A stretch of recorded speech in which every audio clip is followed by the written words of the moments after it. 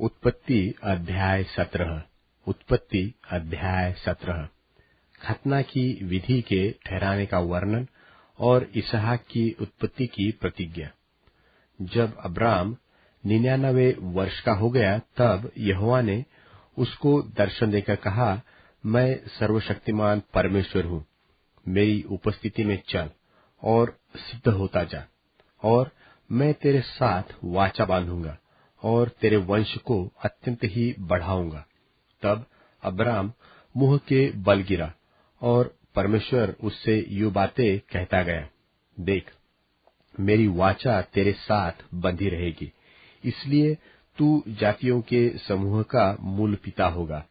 सो अब से तेरा नाम अब्राम न रहेगा, परंतु तेरा नाम इब्राहिम होगा, क्योंकि मैंने तुझे जातियों के समूह का मूल पिता ठहरा दिया है, और मैं तुझे अत्यंत ही फुलाऊंगा, फलाऊंगा, और तुझको जाति जाति का मूल बना दूंगा, और तेरे वंश में राजा उत्पन्न होंगे, और मैं तेरे साथ और तेरे पश्चात पीढ़ी पीढ़ी तक तेरे वंश के साथ भी इस आशय की युग युग की वाचा बांधता हूँ कि मैं तेरा और तेरे पश्चात तेरे वंश का भी परमेश्वर रहूंगा, और मैं तुझको और तेरे पश्चात तेरे वंश को भी यह सारा कनान देश जिसमें तू परदेशी होकर रहता है, इस रीति दूंगा कि वह युग युग उनकी निज भूमि रहेगी, और मैं उसका परमेश्वर रहूंगा। फिर परमेश्वर ने इब्राहिम से कहा, तू भी मेरे साथ बांधी हुई वाचा का पालन करना,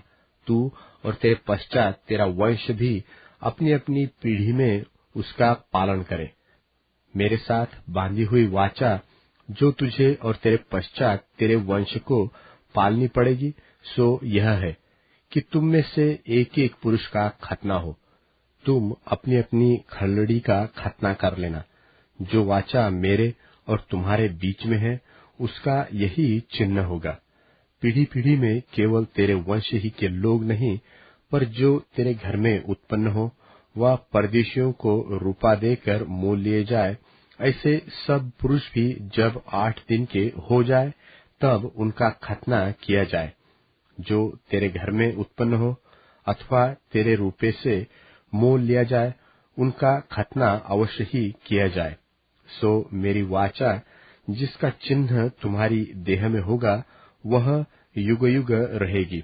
जो पुरुष खतना रहित रहे, अर्थात जिसकी खलड़ी का खतना न हो, वह प्राणी अपने लोगों में से नाश किया जाए, क्योंकि उसने मेरे साथ बांधी हुई वाचा को तोड़ दिया।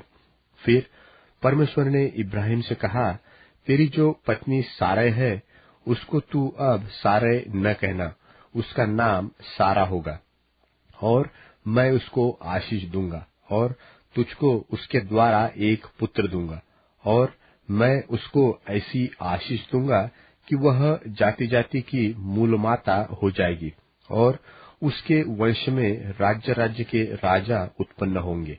तब इब्राहिम मुंह के बल गिर पड़ा और हंसा, और अपने मन में ही कहने लगा, क्या 100 वर्ष के पुरुष के भी संतान होगा, और क्या सारा जो 90 वर्ष की है पुत्र जनेगी? और इब्राहिम ने परमेश्वर से कहा, इश्माएल तेरी दृष्टि में बना रहे, यही बहुत है। तब परमेश्वर ने कहा, निश्चय तेरी पत्नी सारा के तुझसे एक पुत्र उत्पन्न होगा, और तू उसका नाम इसहाक रखना, और मैं उसके साथ ऐसी वाचा बांधूंगा जो उसके पश्चात उसके वंश के लिए युग युग की वाचा होगी।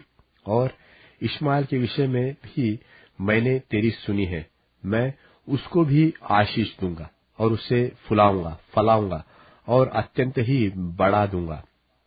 उसके 12 प्रधान उत्पन्न होंगे, और मैं उससे एक बड़ी जाति बनाऊंगा।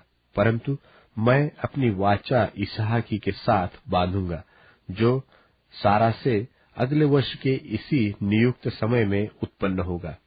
तब परमेश्वर ने इब्राहिम से बातें करनी बंद कर दी, और उसके पास से ऊपर चढ़ गया। तब इब्राहिम ने अपने पुत्र इश्माएल को और उसके घर में जितने उत्पन्न हुए थे और जितने उसके रुपये से मोल लिए गए थे, निदान उसके घर में जितने पुरुष थे उन सबों को लेके उसी दिन परमेश्वर के वचन के अनुसार उनकी खलड़ी का खतना किया।